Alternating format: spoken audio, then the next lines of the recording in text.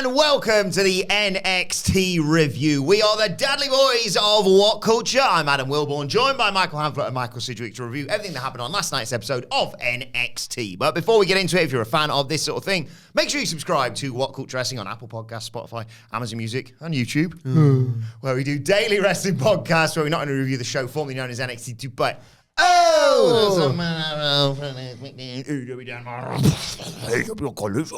pay-per-views, premium live events. We have interviews, roundtable discussions, and round of the week complete with a bloody good quiz, of course, on Wrestle Culture. As I said, they're joined by Hamflett and Sidgwick to review last night's episode of NXT Halloween Night.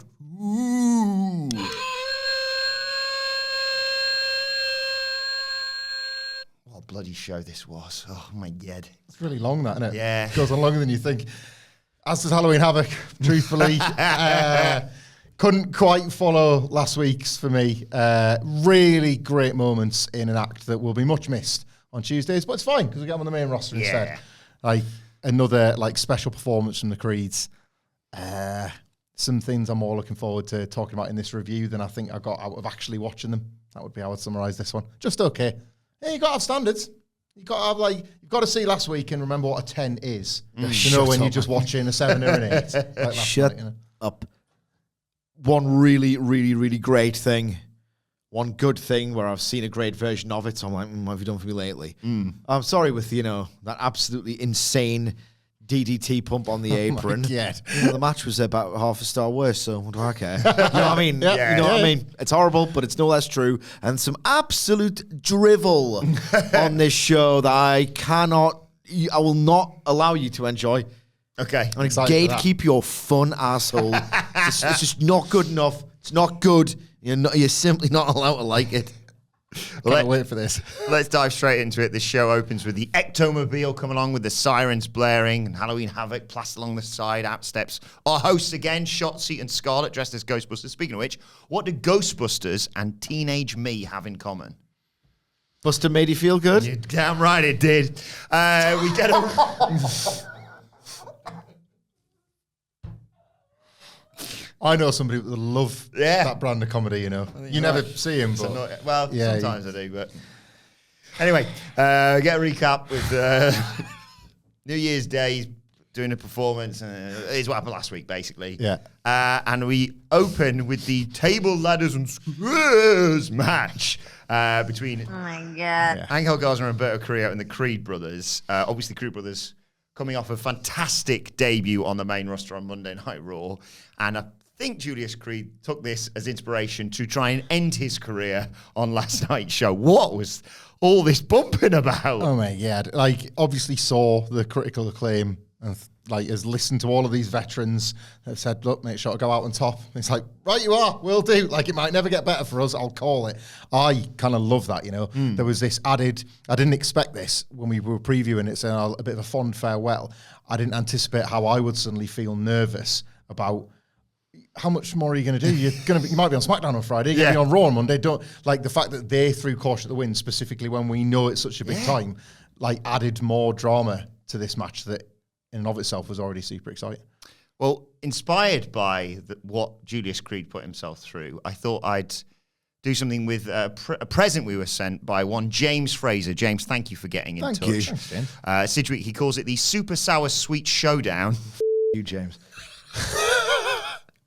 Because isolate that as a Christmas present for your son when I'm sure. He basically, I think asked us maybe in a Q&A or something, trick or treat, and you said always treat. So, this is awesome. He sent us some sweets. This is awesome. I love sweets, mate. These are not your average sweets. These are those sweets you may have seen doing the rounds on YouTube or social media or whatever. They are, particularly sour. So I thought, considering what Julius Creed put himself through, we could do the same. Would you bump on them? No, maybe they should use these. Yeah, it's pick which one you want. What are you going for? I'll go for the red one, please. Okay. Sidge? I'm going to go for yellow with the idea that if it's lemon, it'll have a double sour effect because lemon in itself is sour and there'll be some additives in there too. I'll go orange. And I'll take them both because I'm hardcore. Additives and sourness. Yeah. So, how do you want to do this? Take the sweets and try and do the review afterwards? Yep. Yeah. Okay. James, thank you once again. Thanks, James. Thank you. Ooh. It gets worse, I've been told. Please attack. I like sour. The Queen's attacked Umberto and Garza outside. I like that. They set up a table. And It's like when you got those Jif lemons for pancake day, and then you just drink the Jif direct from the sauce. How you getting on, Steve? Sid, how you getting on? Not hardcore. I am not hardcore. I'm hardcore as f***, isn't it? They're really nice. Right, where are we? What's going on? It hadn't started, so that's where we were. Oh, yeah. With apologies to people that hate like food noises on, like there's an oral thing, isn't it? An pair. owl thing. Umberto and Angel get put through the table early on. I was sick. Get in the ring. You all right, mate? 2 count, no. Angel hits Julius with the chair. Umberto knocked Brutus down. Umberto drop kicked the chair into his face. That was awesome. I'm over it now. So. Why do I keep moving it? It's like I'm rotating the sweet in my mouth. When you swallow a bit more, like you get that sour flavour. It's not on the sweet anymore, it's in your saliva. Angel hit him with chairs on the outside. But then Julius fights back, holds a ladder onto him. Oh, I've got a bit better now. Just like the match. The match was awesome. I don't know why I said that. Julius holds a ladder on him. Brutus slams another ladder onto top of that. Used to go for a superplex outside. But Angel gets him up and he body slams him onto a ladder that's been set up across chairs in the ring. And I thought, oh, cool. Well, Julius Creed's career was nice while it lasted. He scraped it, man. He didn't flat back on it, did he? He slid off it. It's getting nice now. Brutus nailed Umberto. But Angel got him in a gory lock, and then Umberto over the top with a neck breaker onto a table on the outside. Oh my God. Oh my God. What the hell was that? That was just to take us to break. Unbelievable spot. If anyone turns off this show in that break, they're insane. We come back, they're dueling with chairs, are Julius and Garza. Carrillo hits a springboard spinning kick to kick a chair into Brutus's face. What? Oh my God. Garza hit a missile dropkick to knock Brutus out of a chair, and he powerbombs Julius into a ladder in the corner. This is when we get that shot of Julius's back, and I thought, what are you doing? So he set Brutus on the chair, did Umberto and Angel. Umberto hit a double stomp off the top through the chair. Cover, Julius breaks it up. Julius mountain punch to Umberto, but Umberto sunset flip into a powerbomb through a ladder for another near fall. Brutus did the spot where he picks up the ladder and like airplanes it round his head. You see the ref? That was really good. Yeah. Now, Umberto and Angel on the outside, they've got a ladder. Brutus drop kicks it, puts the ladder on his head again, but then they twat the ladder with chairs. Julius does a flip dive over the ropes to save his brother. He gets Umberto in the ring, puts him on his shoulders for the Brutus ball. But as Brutus is trying to get up there, he has to fight with Angel on the turnbuckle, and eventually Brutus just nails Angel with a shot. He falls backwards to go through another table that's been set up around ringside, and they hit the Brutus ball off the top, through another table for the 1, 2, 3. Awesome. This is absolutely class. Total and utter frightening carnage. I can't remember the last time I really felt something for a ladder match like I did this. Like, I really enjoyed ladder matches. They're the sort of things that people used to really anticipate when they were special, and then they've just been completely diluted and weakened, and that aura is completely gone. When they happen, I sometimes really like them. Other times, I'm just thinking, like, why are you doing these bumps? I feel literally nothing for them. This almost restored that level of danger. Like, it's just so committed to a ridiculous, incredibly ill-advised, but no less thrilling extent. Like, I've never fell on a ladder, but have you ever slipped down a flight of stairs and went on your coccyx? I've done that. Funny. Yeah. No, it isn't. I've done that, and it's agony in the idea that it's a more jagged, sharp metal edge that has been thrown onto by two huge blokes who aren't necessarily huge because of the relativity scale of wrestlers, but they're massive blokes. He's just got hip tossed, power slammed, whatever. Yeah. This bump looked horrific. There was absolutely no selling involved whatsoever. No selling involved whatsoever. It looked horrible, which is awesome at the same time. Then you got that, what was this, like a face buster to the outside? Like sort of an inverted blockbuster where like Brutus can't even see the horrible thing that's about to happen to him, and then he suddenly feels his neck being pulled to the table. How they even came up with that spot? Jesus Christ. Absolutely unhinged, sick filth that never really felt too contrived.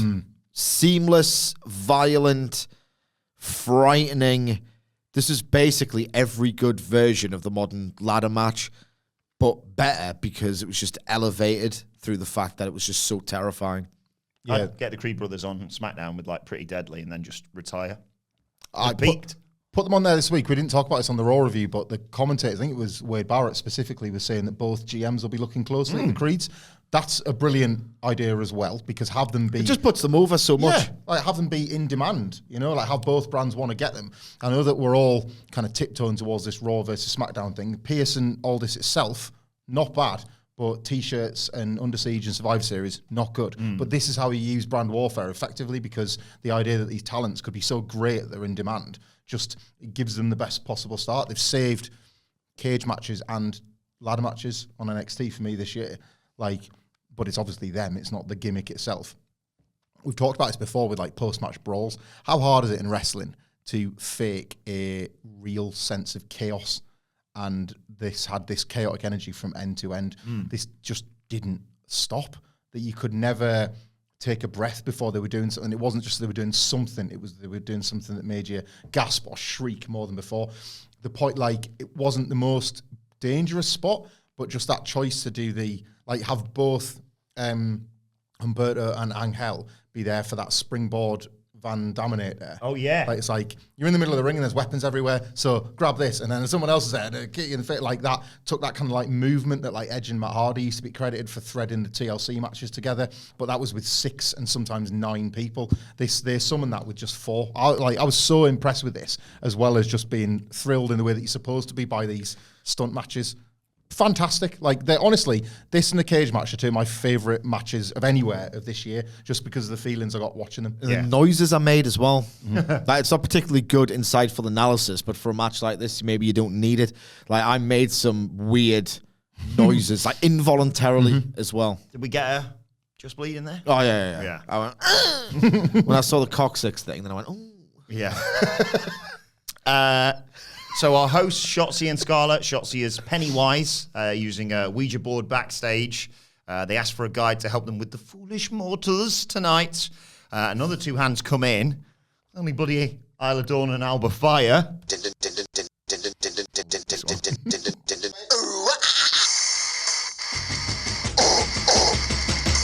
Down with the Citric! What was the knock-in for me? That was very uncomfortable. They tell Shotzi and Scarlett, something in the other realm requires your attention. So clearly they shot Shotzi and Scarlett last week and went, right, I don't need you the second week, do we? Yeah, not paying you twice. You head off there and we'll hold the fort. And Alba says, we're in control. Let's fill the night with mischief, mayhem, and havoc. Yeah, great. See you there. Mackenzie asks Tiffany Stern about Fallon Hender's impersonation of her, and she says, I'm so done. Walks off ahead of her match. Well, not a match, but... Joe Gacy's getting a reboot of his character. He talks about how he's done unspeakable things and seen horrors, and he likes it. He's not justifying his actions. He's only human. He makes mistakes, but people stab him with their judgmental eyes day after day. Is he the problem? He's not asking... Stab him with eyes! He's not asking for forgiveness. He has no strings on him anymore, and maybe we're the kind of person who believes in fairy tales, but maybe we're not, so he still talks bollocks. I'm sick of people looking sharp. Eye daggers. Stabbing me with their judgmental eyes. What an absolutely recoculous mental image that is. Do you know what I mean? Like, just that, picture it. They invite you to picture something stupid, and then you picture the stupid thing, and I laugh. I laugh. Diving headbutt with eye spikes. Good finish, but it's impossible. So John Moxley, like, sticking drawing pins to his eyelids and then closing his eyes and headbutting people. Why not? That sounds sick. What was great about this is like, here comes the Joe Gacy reinvention. Like, I'm not into any of that weird shit anymore. Yeah. And then he talks like this, and it's like, oh, you still are then. Yeah. You've just got no friends to do it with. Everybody's abandoned you. Mm-hmm. After Ava, she hasn't got to say them. She's a rock star. Was recruited by. Well, Ava going bloodline. Brilliant.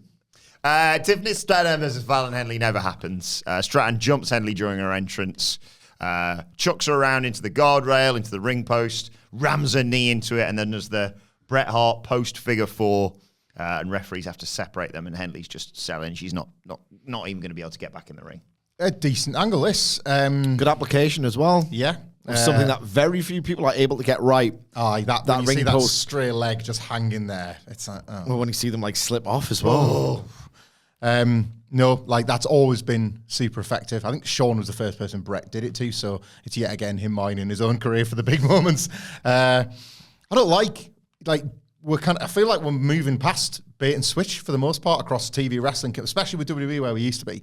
I don't mind it in this context. I think this is like, they've taken something that started off quite silly, and then last week, Fallon Henley cannot have anticipated how much Tiffany Stratton would escalate this week, and they've now created a blood feud out of it. I quite enjoyed this. And I also, to a certain extent, they also justified it in terms of, if you think, wow, she was so angry about it, why wouldn't she do something in the intervening 7 days? But in the preceding interview, I think it was Mackenzie was like, seen this, and got the image up again, and it was like, it's wound her up all out, it's red rag to a bull, and she's gone, I'm not having this. I'd better this than a 2-minute match where she taps out Fallon Henley or something. Yeah, absolutely. Right, the Metaphor characters are dressed as people from Scooby-Doo. I feel like we might call this on a podcast. Yeah, maybe. Call a Mystery Machine point, like when we talk about car stuff, probably. There was like wrestlers with cars. I'm sure we talked about the Mystery Machine for one of the Halloween shows. Can't remember what though. Wacky Races, wasn't it, and all that. That was that was good. That SmackDown Wacky Race. Simultaneously, him saying that was good, and you going, yeah. They got to go to the spooky house to get his Heritage Cup back. They don't want to go in. Noam's like, no, we've got to. And the gates creepily open by themselves, and they get scared. They get scared by people popping out as they're walking along. Last Legend's like, he's probably not in there, actually. And Noam's like, no, listen. And they can hear Tozawa's voice. And Jakara's like, well, that doesn't sound good. And Noam's like, oh, can you speak Japanese? She's like, no, it just doesn't sound good, idiot.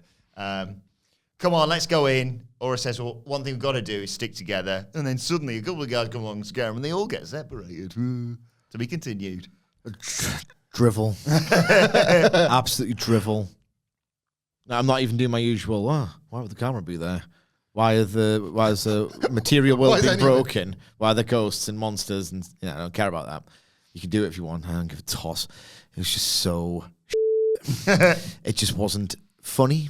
It wasn't scary. It wasn't well crafted. It wasn't anything. This was the epitome of, when, and I understand this take, you go on X or whatever, it's like, why do you watch wrestling for this when you could just turn it off, watch John Carpenter's original Halloween, and watch those initial glimpses you get from Laurie's POV of Michael Myers? It's like, what's that over there? Like, genuinely frightening. Such an effective bit of direction and cinematography that I would say 1 in every 2 horror films subsequent to that has tried to elicit that same really uncanny, disturbing feeling.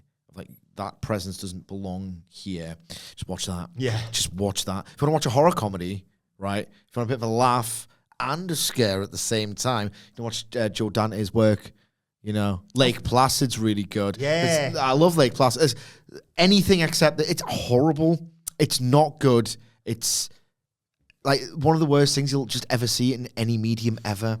Did it do anything? Well, is WWE's Akira Tozawa, by the way, the worst comedy character in wrestling history? Awful. Really, really bad.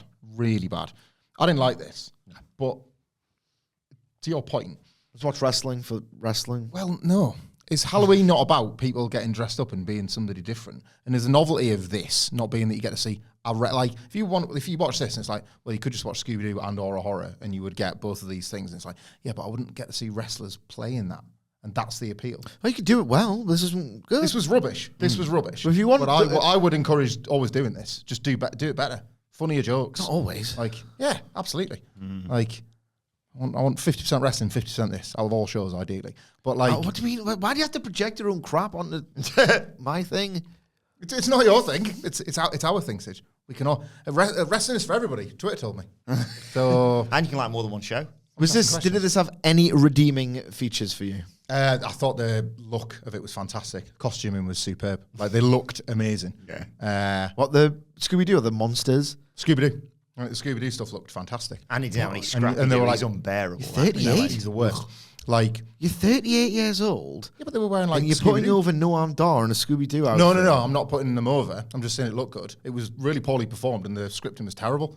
Like, there was like a good idea that was lost to bad execution. But I thought it looked great. Like, A good idea. yeah, Let's have Noam Dar on the metaphor. It's a When it's spooky down house. at the Heritage Cup in a haunted house. That was... Do you remember who you worked with? Like, were you not looking forward to Wilborn recapping it? I knew instantly it was going to be horrible. I like it when he says spooky house, let alone Spooky who's house. going there. Oh, God. Anyway, do be continue. We've got to go back to this about 3 other But times. I'm not saying another word. Okay. It was drivel. Yeah. Sid is right. It was drivel. What did you think of it, Wilborn? I was completely bored by it, if I'm perfectly honest. Yeah. Yeah. I could have done so much better in this scenario if I'd have written it. North American Championship. I'll write it for next year. And you can tell me what you think of it. North American Championship match. Dominic Mysterio versus Nathan Fraser. When I'm cleaning windows. Some rough bumps in here for Dom, wasn't there? And there was some nout. Everything was rough because Nathan Fraser's been instructed to wrestle at 1.5 speed. And I watch wrestling at 1.5 speed, so I can barely see him at this point. Like, He's permanently a fast lane. I will say, huge pat from me at the beginning when Dirty Dom came out as a prisoner. that was nice. Handcuffs. And it also gave me a flashback to Mania, of course. One of the greatest entrances of all time. Did you pause it and see what he was being charged with? I think Like, you can see the chalkboard. Luscious mullet. That's good. it's already better than the entire Scooby-Doo bollocks. Yeah. So Fraser completely outworked Dom, and he panicked and went to the outside to take us to a break. When we come back, he's doing the Three Amigos, but he takes too long showboating. He gets dropped on his head. And Fraser, I think, did another springboard and just Dom took another horrible bump. Fraser goes for a tope to the outside, but Rhea interferes and pushes him out of the way. So there's a face-off that distracts Fraser momentarily. And he turns around, super kick, but he comes back as Dom's checking on Rhea and all that with another tope, and he superplexes Dom in the ring and hits him with a twisting suplex. Rhea tries to slide Dom the title belt, but he misses it, slides out of the ring, and that allows Fraser to get a 2 count on him using a schoolboy. Dom goes for the 619. Fraser counters, hits a super kick, goes up top, but he gets shoved off the top by Rhea Ripley whilst Dom takes the referee. He lands hard on the announce table. Dom gets him back in, capitalizes, frog splash, 1, 2, 3. It's kind of all about the post-match here, though. Because who should return but Wesley? He's back. He attacks Dominic Mysterio, batters him, Dom bails, and Wesley holds his old title, the NXT North American Championship high, whilst Rhea and Dom look on pissed. I liked the other fantasy booking way more than this, if I'm being perfectly honest, so that's a shame. I retract my sort of, what was I going to say? What's the best word for it? The best phrasing for it? Not an identity crisis, I'm looking for a word. I can't. Disillusionment? No. Oh. That you could Existential crisis. scarcely believe how much you enjoyed it. Yeah, I was having an existential crisis last week when I thought NXT was deaf, but no. Whew. It isn't. It isn't. The match was, like, weird. One person's incredibly gifted. Like, so... And the other one's Nathan Fraser. Shut up, man. So good. Like, did like a... What's that movie does where it's like a black arrow, but he jumps into it backwards? He did that, and he did the roll through, and then his footwork and his speed and his athleticism, so unbelievable that he does this sort of black arrow launched from him being backwards, roll through, turn around, and then does something else. You're a freak. You are incredible, and you're in there with Dominic Mysterio, and I'm a little bit sad. Like, I am a little bit sad because I couldn't help but imagine how tits would it be. The absolute tits if Ben Carter was in Reseda era PWG. I mean,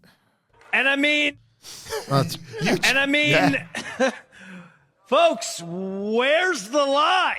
like a wrestler with that personality and that skill set is wasted in NXT. He just is. He's funny, but if we're not being like Schadenfreude about it, and we're being earnest on this podcast for once, it's such a shame that he's there. Like, imagine if I'd watch the best of the Super Juniors again. If he was in it. Like, he's unbelievable. You're right about Reseda. He'd win bowler, wouldn't he?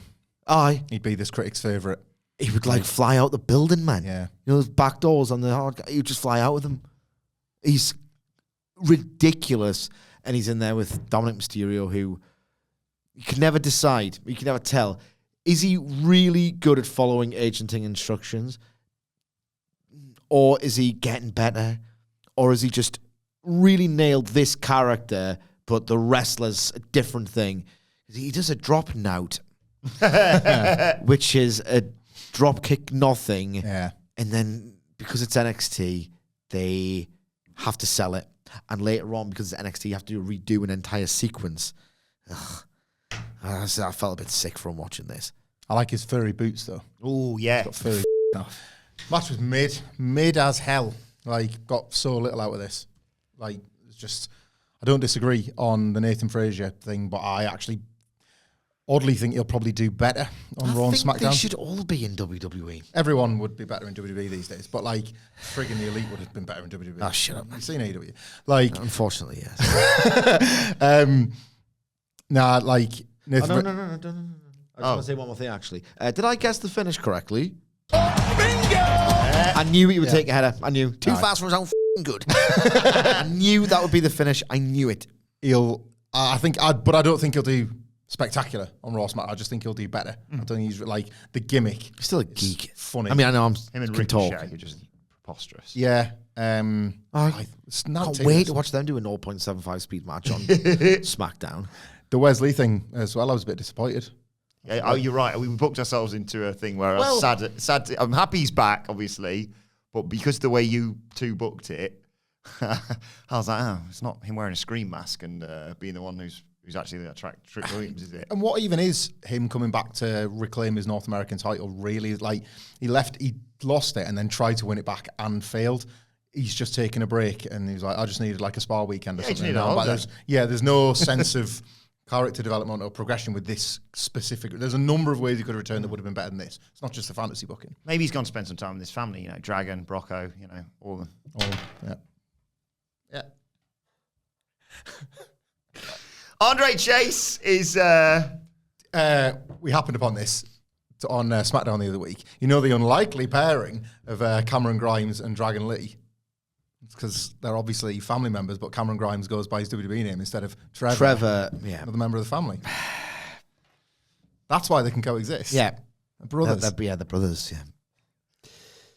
Andre Chase. It's not bad, is it? It's pretty crap. One half of the new NXT Tag Team Champions is backstage with JC Jane, and she's rubbing it in again. You finally know what it's like to be a champion, eh? You should be happy. You should be grateful. She says, you know what, hey, I scratch your back, you scratch mine. And Chase is like, I'm not going to cheat. I'm not going to win fair and square. In comes Duke Bloody Hadson, Thea Hale, and he's buzzing. He's like, this is awesome. I haven't had to pay for lunch for a week. And actually, after tonight, after these two win their tag title match, it's not going to be Chase University. It's going to be Champ University. And then he dropped a yeet in there out of nowhere. Everybody's doing it. Yeah.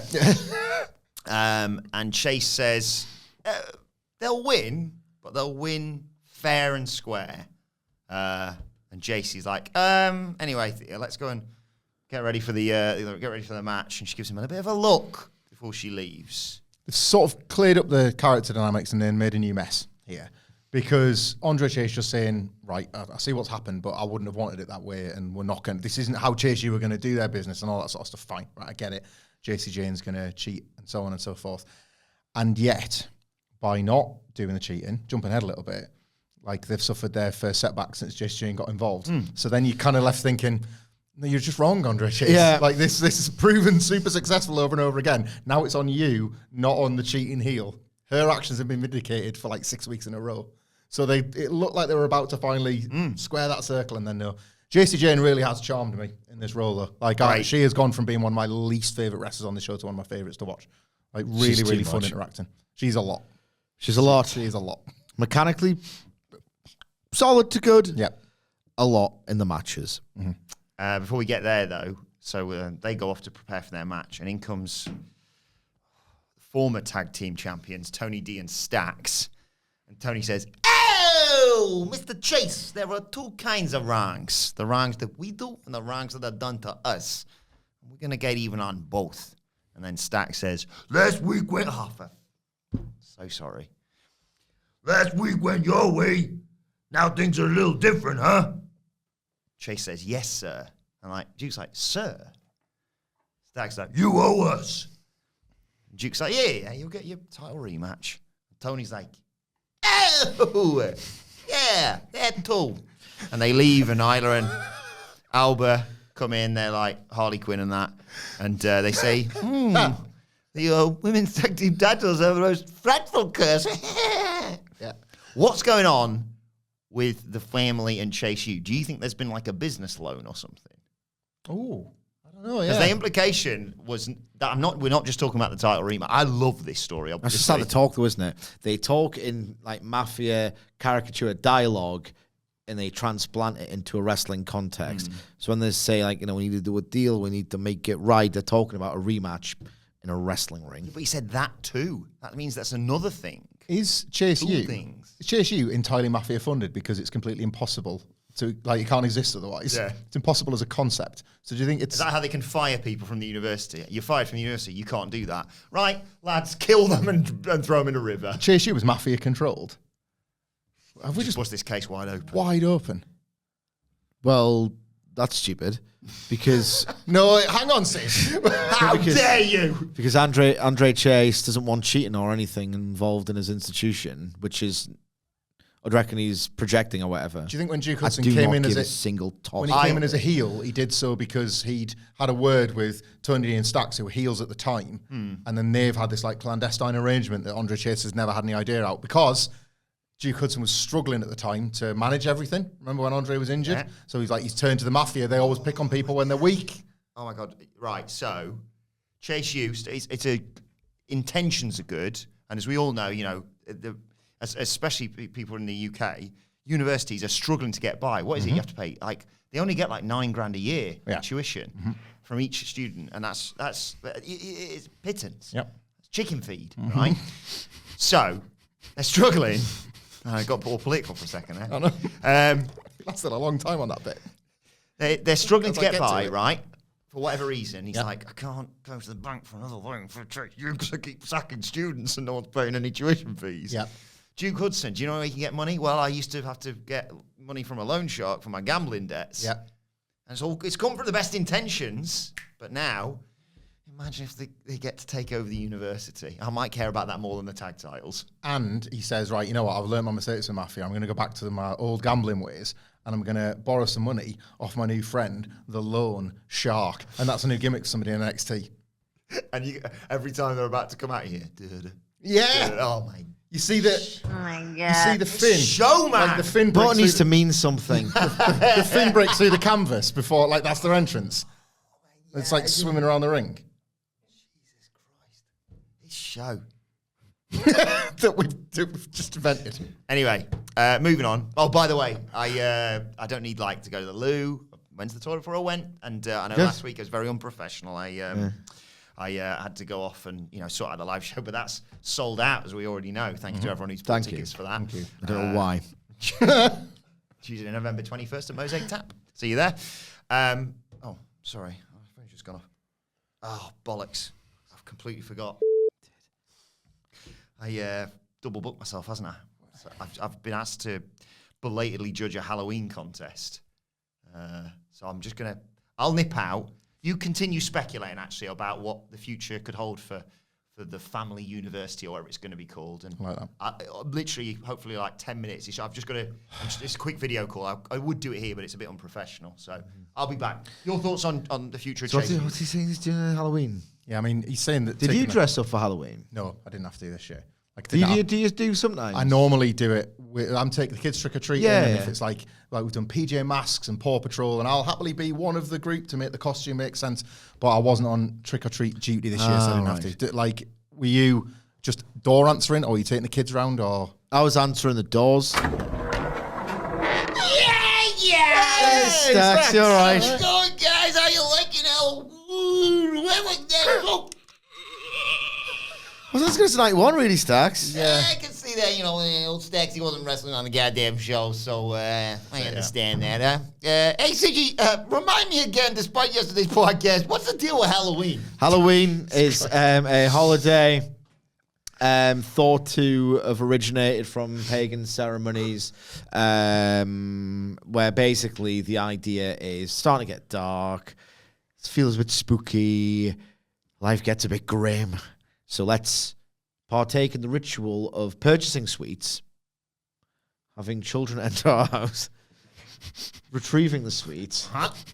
Just kind of like, as long as it's not offering the sweets, as long as they're knocking, it's pretty much okay. How's this got more off the rails than yesterday, Yes. Sidge? And then so it's a glorified exchange of sweets, and then you dress up in various costumes. And I dressed up as Tony Montana on Sunday. Nice. Like that a lot. Had a bit of flour on my nose and on the lapel of my suit That's jacket. cocaine. That's what he's talking about. Had some like a Cuban collar shirt because I do like my tropical shirts. You like your shirts? Existing wardrobe, bit of enterprising.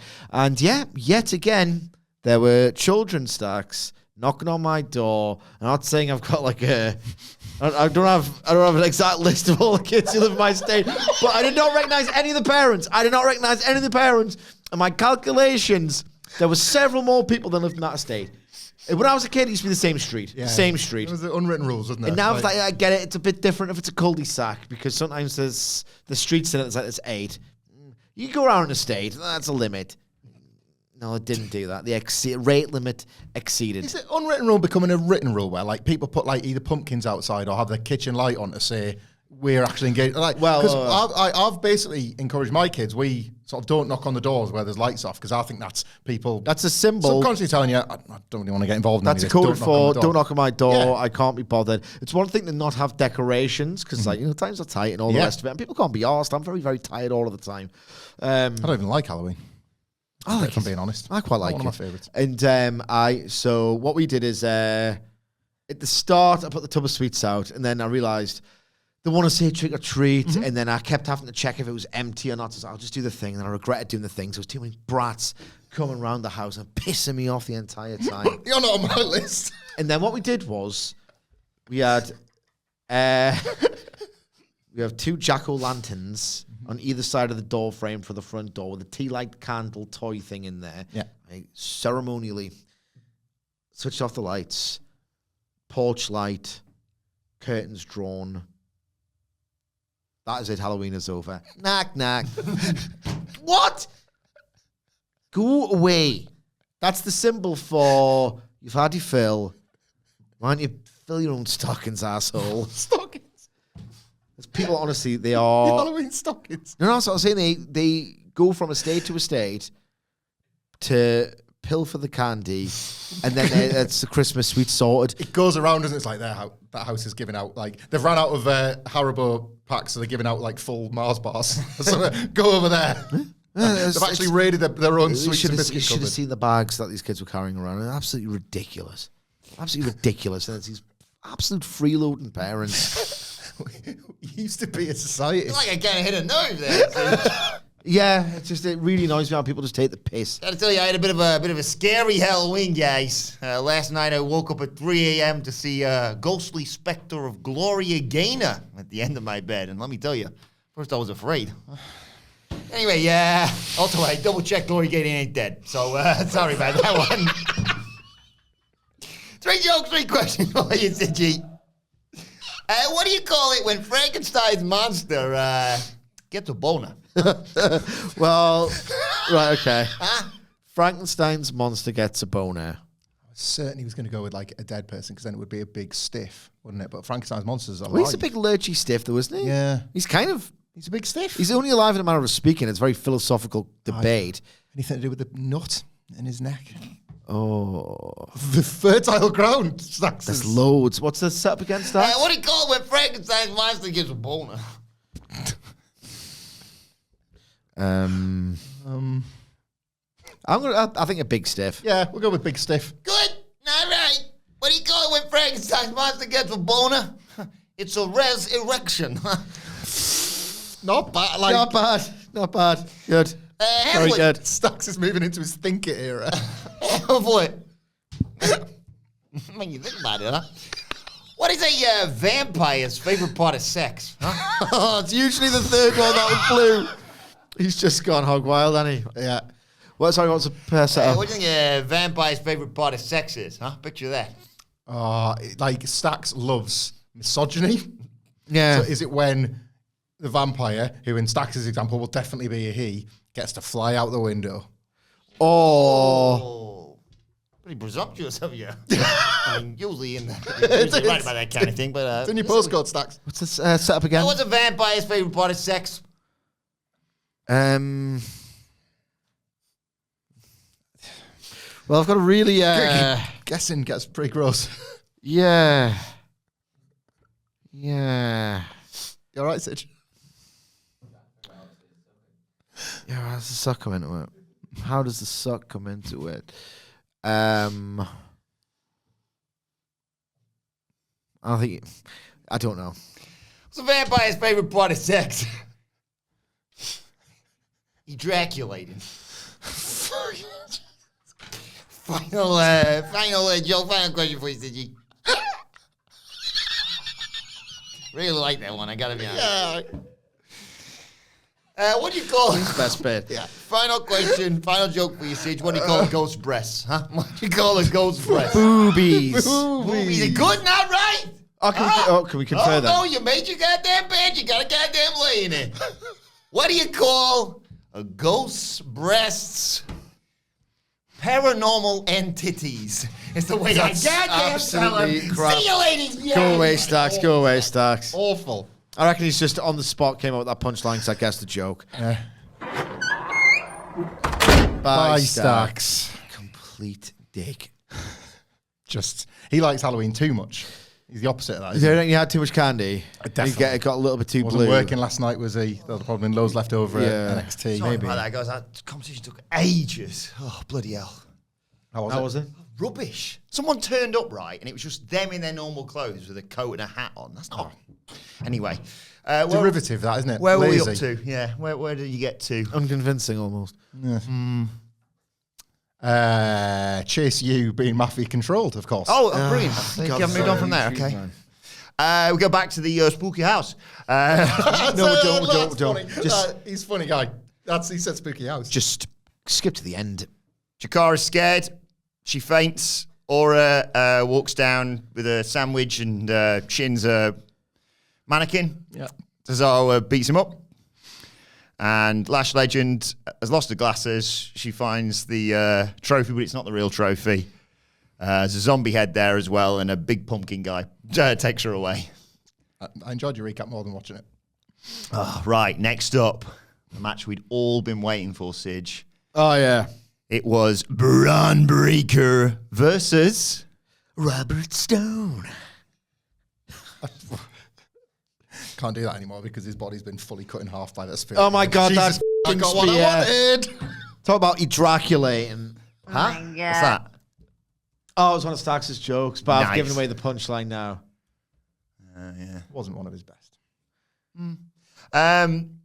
Robert Stone is obviously... What was the first one again? Memorable jokes, were they? Well, the third one's the one that stuck in my brain, unfortunately. That was, he goes in, you've never seen it in person, but Sometimes I see it. I saw it yesterday. On the previews, you on see. the previews, yeah, but he's sort of worse on these YouTube ones. I think he's overexcited with the extra promo time he's getting. He doesn't get on NXT, so he goes quite blue, quite dank almost. Dank blue immediately. Yeah. Yeah, there's no run-up anymore, actually. Each their own.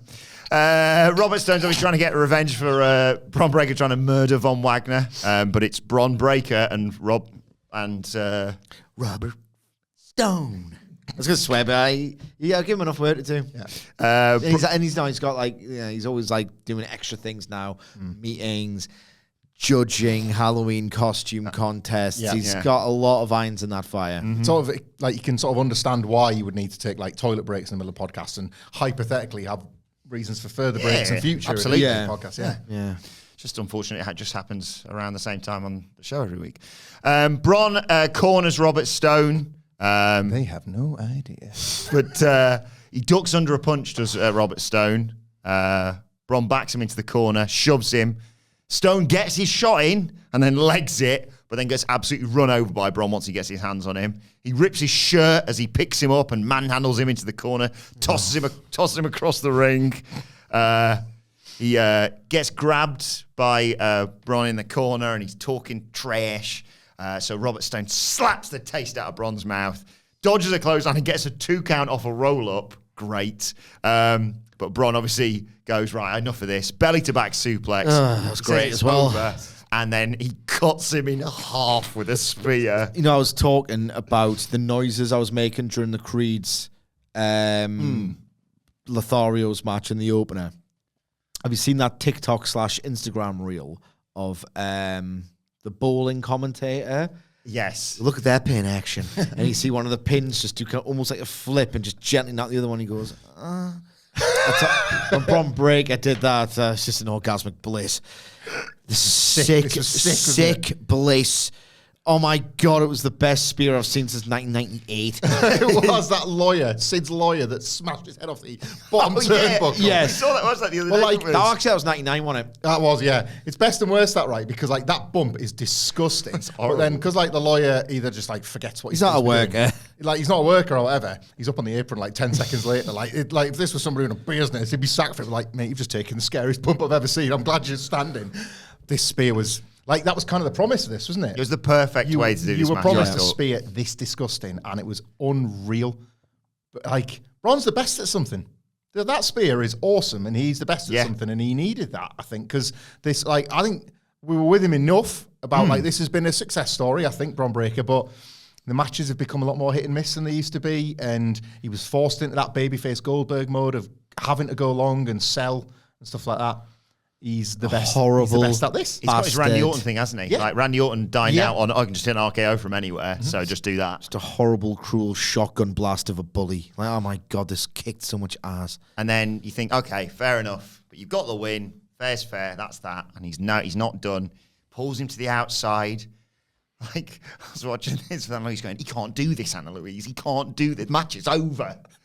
Pulls the stairs apart. He's going to crush Robert Stone's head just like he did to Von Wagner. He gets the stairs up. He's about to do it. Von Wagner's music hits. Oh my God. He walks out. He's got a big bandage on his head, and he storms down to the ring, starts laying it to Bron. He beats him up into the ring. He clotheslines him to the outside. He grabs Bron. He choke slams him onto the steps, but he's a bit wobbly off the back of it. He picks up the top half of the steps. Inconsistently so. To nail Bron just like he did to him. But Bron just gets out of the way at the last second, and officials come in to hold him back. Bron is just terrified of what he's seeing, and Von actually checks on Robert Stone. If you were to tell me, upon the introduction of the Von Wagner character, right, that specific character, right, they were maybe building one of the worst stipulation matches WWE's ever done. Like the most monkey tennis of WWE gimmick matches. Stairs match, rhymes with chairs. So they do a stairs match between Breakker and Von Wagner, who he's charmed me so much. I just like him. I want the best from him. I want to see this match. Me too. I love Von, man. The stairs. What the hell is wrong with this? I sit here with your bollocks and your stupid crap, and I really don't like the show as much as you two guys do. I earnestly, there's something about Von Wagner that's just done something to me. It's and I don't know why, because I know so much of it is actually shoot bad. But there's something in my gut and my heart that makes me want to see Von Wagner prevail. I think it's a wrestling fan thing as well, because like you see the memed Shawn Michaels Booker of the Year mock-ups when like a dumb thing happens on NXT. Yeah, when a dumb thing happens on NXT that like this tiny niche audience enjoys, then you get that graphic that's knocked up. But like then Von Wagner's coming out to like Steve Austin 98 pops, and you're like, hang on, that's an actual achievement. This Yes. like I like him, but this big dumb idiot, like the glass smashes, and here comes Von Wagner. How have you done this, Sean? Like, even in that bandage, which is cartoonish, he looks like one of them things you would buy and water and grass would come out the top. Yes. Because he's got this like round head, like his long hair. Lovely flowing Beverly Brothers long hair is gone, replaced by this perfect circle. Like Coneheads.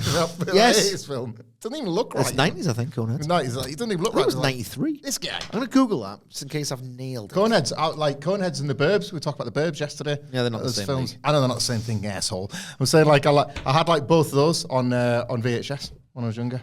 Both good. Dan Aykroyd in Coneheads. Yes, he was. Yeah. Still Tom Hanks. We'll circle back to the Fallout. 1993. Get it? Got it. Yeah. So, Yeah. there's a lad. Two women as well. I just Not so much I've about never seen it. films. I might not have seen it. It's pretty good. Yeah, it doesn't look it. I mean, it's there's a lot of cinema in wrestling now, and it's not as good as that. It's time to play the game! Time to play the game! Ha ha ha ha! Did it. What is Conehead's Rotten Tomatoes score? Oh, 69. I was going to say 63. 35%. Ooh. That's a good. Weight one. Is that good? I never know what's. Nah, it's bad. No, it's a low Top number. one. That's how it works out of Get the 100. split. It's not out with 37. It's out with 100%. You like the, So 35 is obviously below average. Like the frigging Bryan Danielson. Like, we've got a live show coming up. You cannot be wearing burgundy and getting injured every freaking week. Like, Living on the edge. yeah. It's time to play the game! Time to play the game! Ha ha ha ha! Did it. What's the Burbs Rotten Tomatoes score? 69. Ooh, wait. Sex number. 88.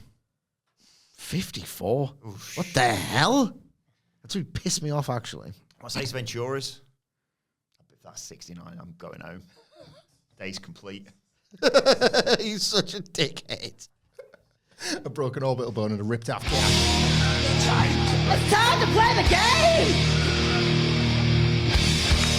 Time to play the game! Ha ha ha ha! What is Ace Ventura's 69. Rotten Tomatoes score? It's going to be high. Of course it is. People see it as like a defining comedy of the era. I'll go Citizen Kane. All right, up there. What's that? What's his number? It's the friggin' Demon Kane. I'll go 80% fresh. 9. 48. Absolutely insane. I don't like. Is this a Rotten Tomatoes thing? Have they got a very? It's time to play the game! Time to play the game! Ha ha ha ha! Did it. What is the Rotten Tomatoes score of Ace Ventura: When Nature Calls? Probably not as good as the original, but definitely, it holds up. I don't think it holds up. Huh? I don't think either film holds up. If No, I'm being they've not aged very well. What was the other one? 40 something. So I'll 48. Go, I'll go 44. I thought you were doing the long build for 69. No, I'm going to win this game. All of a sudden. Based on that one, I'll go like 31. 21. Oh, Pathetic. No one's got any taste. Anyway, let's get back to the best show of the week. NXT. There was a vignette celebrating Lyra Valkyria winning the title and doing media in Ireland. And It was all that. really well done. This. Yeah, really good Like, stuff. really inspired as well. They've made it seem like she's a sensation in her homeland. Yeah. I mean, I don't think that's the case. I think she was just a 5-minute. Here's what's happening. it's like the Sasha Good with Banks, you. lie, isn't it? Where somebody's like, I did this. Then somebody found the receipts. Yeah, for Sasha Banks. Yes. But that's fine. Lie. It's wrestling. Lie. Like, yeah. This is really, really well done. And then we got a package with OTM featuring scripts. Pay attention, please. I mean, I have been paying attention, so I wasn't ready for this. Yeah, exactly. Yeah, I've been paying I attention. watched every frigging week and I wasn't ready for this. when was the character introduced? 2019?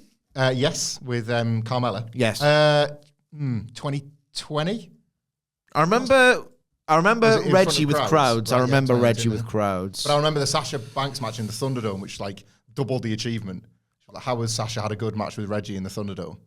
Was Reggie in front of ground? But yeah. Wikipedia's better than cage match. That's Reginald. For a character like Reggie. January 2021, faced Sasha Banks on SmackDown. So I reckon it was a 2020 debut with Carmella.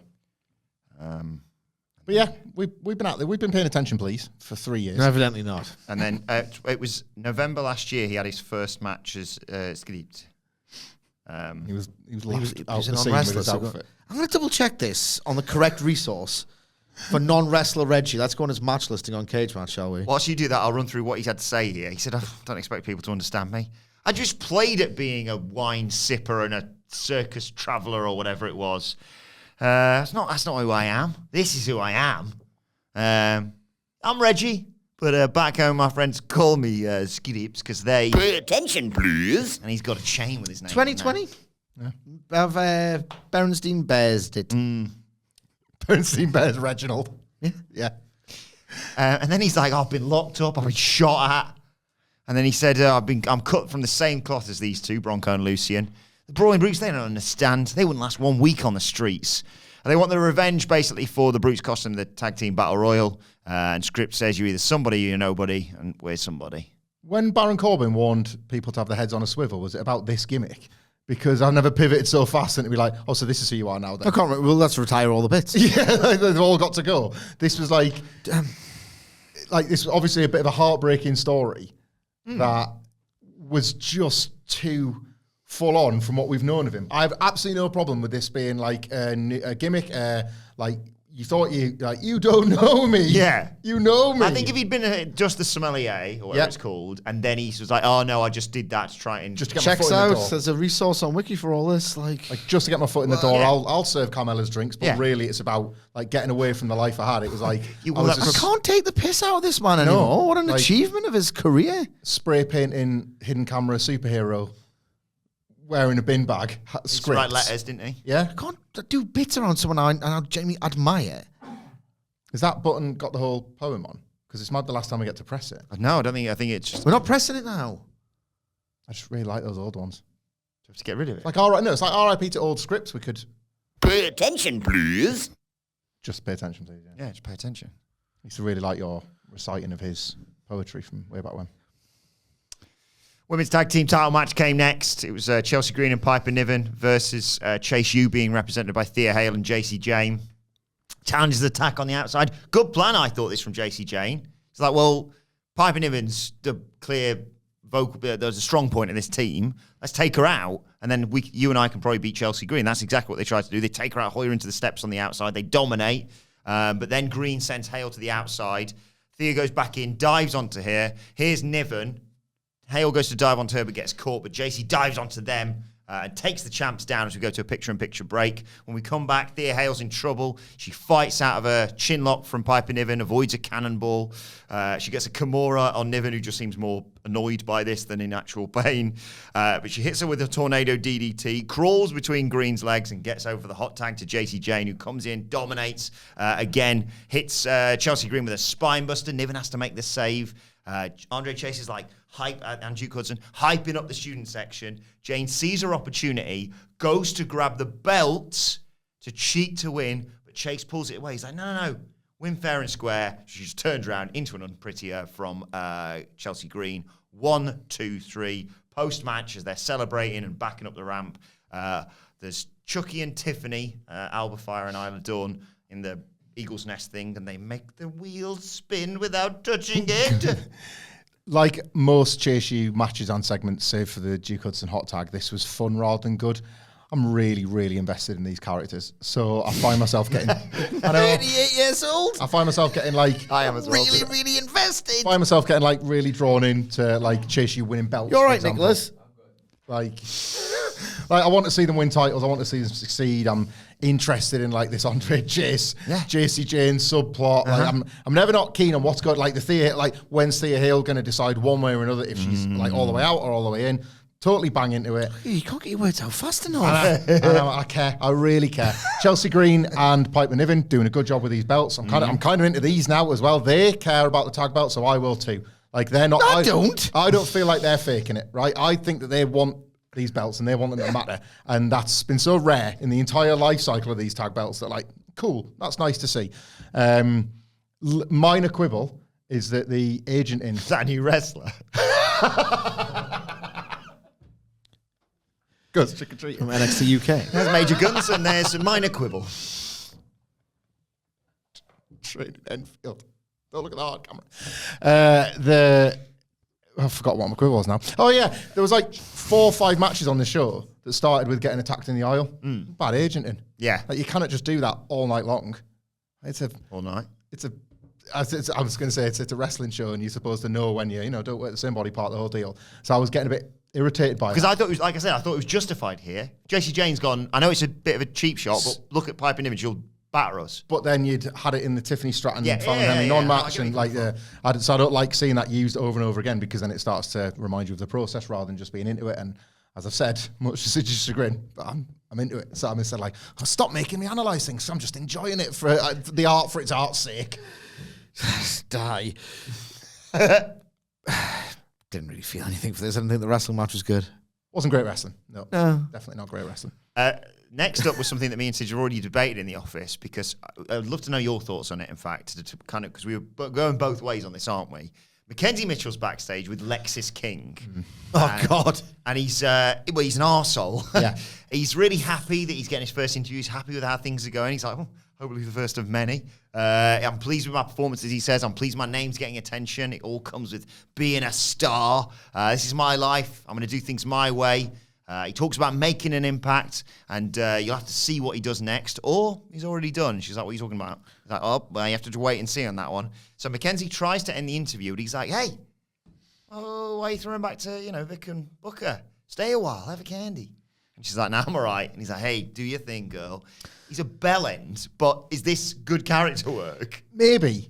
No. Well, yesterday. I don't think it's very good, but I also hate him. Yeah. Like yesterday in the Q&A we were doing, where you said, when was the last time that you got angry when a heel ruined a match or something? This isn't that, but he made me quite angry as a heel. So I was like, well, I'd like somebody to kick his ass. So in that respect, it's sort of, that element of it can work in kayfabe. I think it's interesting that he's basically thrown his name in the hat as who could have attacked Carmelo Hayes. Like the things I have already done. Trick Williams. Trick Williams, like that's the big thing going on. Or was it Carmelo Hayes, or was it not Wesley, apparently? So suddenly, he becomes one of the suspects. I don't know. He knows, or WWE knows, or he knows, everybody knows that he just wasn't really very well liked within AEW. So they've immediately brought him in as a heel. They've immediately played to just how annoying he is. I kind of think this stands a chance of being quite an authentic heel. I do. And as well, it wasn't one of them situations. I wasn't left feeling uncomfortable by the interaction. Sometimes wrestling's value system is so broken that they don't know that what they're producing is kind of gross. Like this interaction between him and Mackenzie. Yeah, she just put him in his place. You're grim, mate. Where you going? Stay a while, have a candy. No, you're all right. This is the most work job I've got tonight. I want to get out of this room as soon as possible. Yeah, you're going to hang out with Chase, you? Yeah. There's a guy with an unpleasant energy / vibes to him doing a promo, or a character effectively conveying this. His actual line readings were terrible, abysmal, but he had an attitude and an energy or a disposition or whatever that made me recoil. So, hey, it's one of those where sometimes it comes off your shin. Eh? You'd want to see, the old count. You'd want to see Von Wagner kick his ass, wouldn't you? Yeah, I want to see Von Wagner kick everybody's ass. I want to see Von Wagner, in fact, do the Bob Holly run. Yes. Yeah, that's what I want. And especially because Lexis King has got his throne, so he's got a chair, but Von Wagner's all about getting tabled, of course. God damn it, what a guy. Do you want you there in your fantasy booking? Yeah. What a gay. That's more furniture. Anyone else furniture based? I'm sure we can furnish a whole house. Minor quibble. Next up, we get the greatest announcement of all time. Mine is not a military position. Next in is a minor quibble. Subculture had a minor quibble, didn't they? Check out the Raw review for more on that. NXT Delane. The Iron Survivor Challenge is coming back. Oh my God. Yes! Yeah. It's the best thing. It's the best thing. I love it. I just love it. They're going to tip the table there. Then we got the NXT Women's Breakout Tournament final. It was Kalani Jordan versus Lola Vice. It was a little fight. Go back and forth. Fun little match. Fight Lola fight instead of run Lola run. The finish is Jordan goes for a split leg and moonsault, but Elektra Lopez, who's come out and kind of cornered Lola Vice throughout the entire tournament, causes a distraction that allows Vice time to move. So when Kalani Jordan hits the moonsault, no one's there. She injures her knee, and then she just gets her head kicked off by Lola Vice, who gets the 1, 2, 3 and wins the tournament. Right call? Oh, the right call. Well, for me, I'm biased.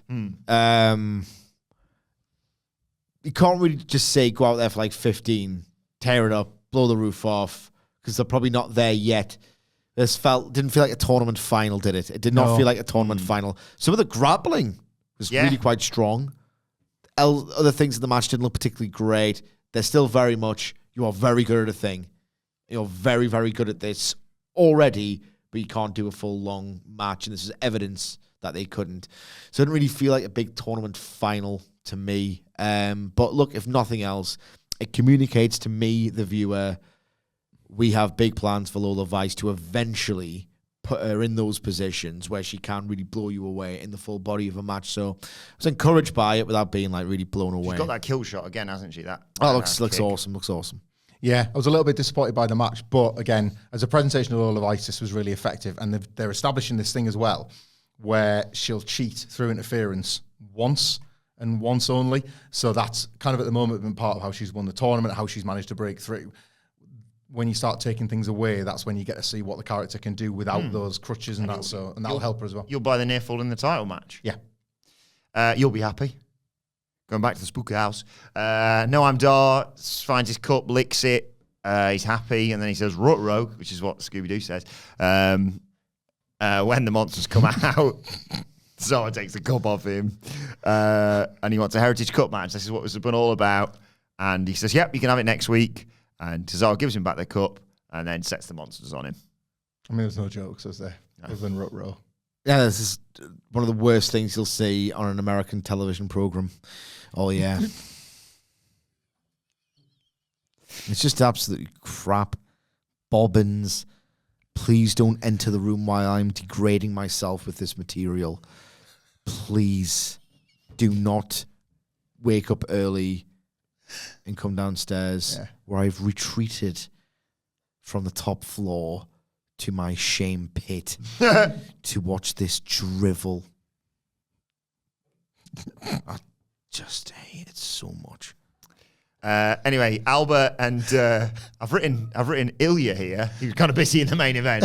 Albert and Isla say the spirits are joyous again because Shotzi and Scarlett have settled the disturbance in the other realm. Whew, thank goodness for that. They've kept the balance. What else could you ask for on Halloween Havoc? More Von Wagner, that's what it is. And they storm in. In comes Von, accompanied by Robert Stone. Von wants to kick Breaker's ass next week. And Robert Stone says, well, what does Robert Stone say? He says he's not getting that match, didn't he, Robert? I can't remember what he said, so just feed me the line. I'll do it. I'll do it in the style of Robert Stone. Say you're not getting that match. You're not getting that match. You're not ready. You're not ready, Vaughn. Vaughn says about 3 different times in the exact same intonation, I don't care. I'm not ready. I don't care. And he said, you stepped up for me. Now it's time for me to end this. Ow. You could get, like, Robert Stone could just get a Von Wagner soundboard and just press a button. It was like he's a human soundboard. Yes. It's the same. Everything he says pops, yeah. Yeah. That's as well, yeah. And I mean, folks, where is the lie? Yeah, he's like, I'm gonna kick his ass basically for you. I want to end all this. But then it's about 4 o'clock, Von. No, it is time to suck my cock. And he's like, oh my God. Robert Stone asks if he's all right. Bingo. I heard the clocks went back, but it has been on my wrist the entire time. It's on my elbow now. Robert Stone asks if he's all right. Are you all right, Vaughn? And Vaughn says, I am good. Get the match made. And it is made for next week. Oh, I meant a match with which to light a flame. Okay. Shut up. Main event time. Oh, it wasn't as good as the last one. Yeah. NXT Championship, Ilya Dragunov versus Carmelo. That's a bump, though. Gross, wasn't it? Versus Carmelo Hayes. Double Down takes us to a commercial break. Double Down. When we come back, Dragunov takes a DDT on the apron. And just some wild bumps in there. Oh my God. And I got pile drive yourself, Ilya. No bother. It's gross, isn't it?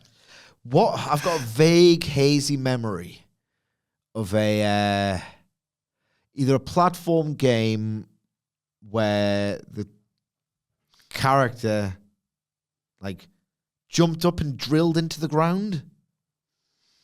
Or was it power up on one of the platforms? I know, it looked like that.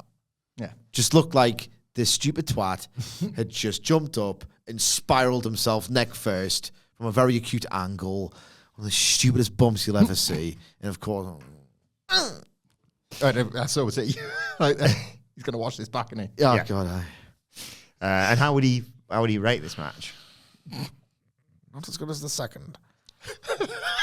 No, it wasn't, was it? No, in here. And then there's a weird ending as well. Weird thing at the finish. I like the ending. Best bit.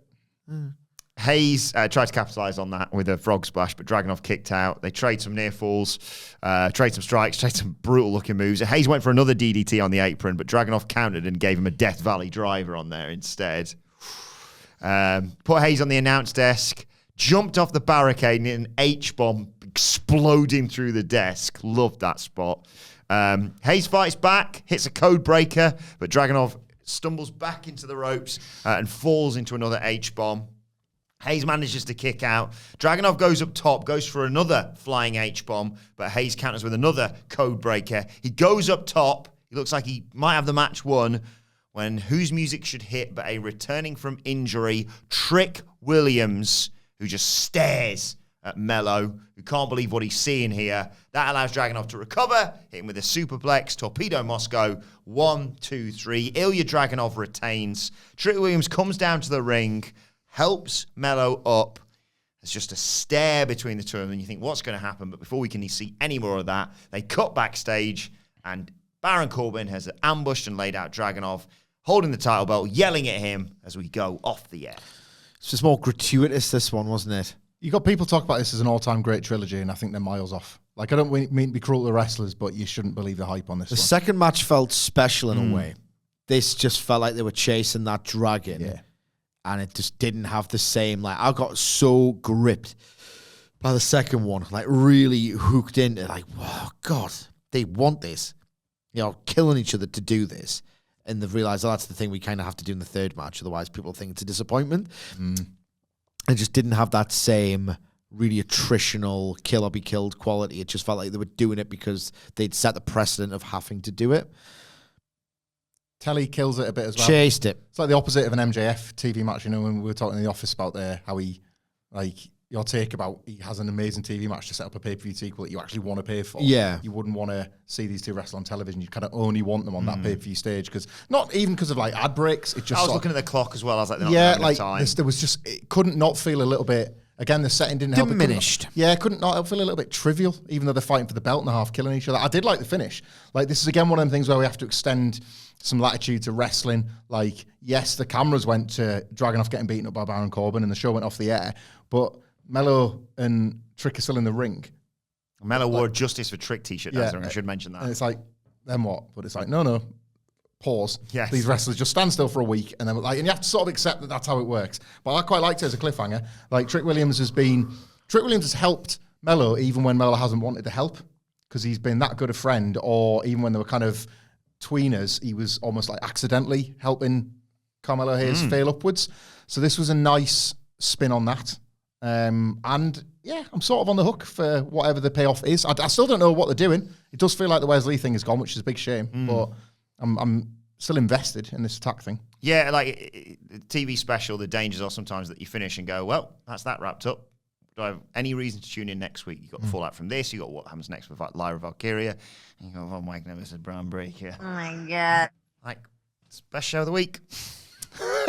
Let us know your thoughts. The metaphor, we're in a spooky house, man. Hey, I forgot about that. Kira Tozawa as well. Thanks for reminding me. Let us know your thoughts on Halloween. Good night, too. On X, well, they're really long. At What Culture, I need to get some more batteries for that for next year. At What Culture WWE. You want your cheap bastard. Watching there. Batteries. You can follow all three of us. You can follow Michael Hamflet at Michael Hamflet. follow Michael Sidgwick at M. Sidgwick. follow me at Adam Wilmore. Follow our brilliant producer Adam Nicholas at It's Adam Nicholas. And make sure you subscribe to What Culture Wrestling wherever you get your podcasts from. For daily wrestling podcasts, we'll be here previewing AEW Dynamite a little bit later on today. But for now, this has been the NXT Halloween Havoc night. One more review. Yeah, now, isn't it? Bless him. We've been the Dadley Boyz. So, thanks to Nicholas, thanks to Sax, thank you for joining us, and we will see you soon.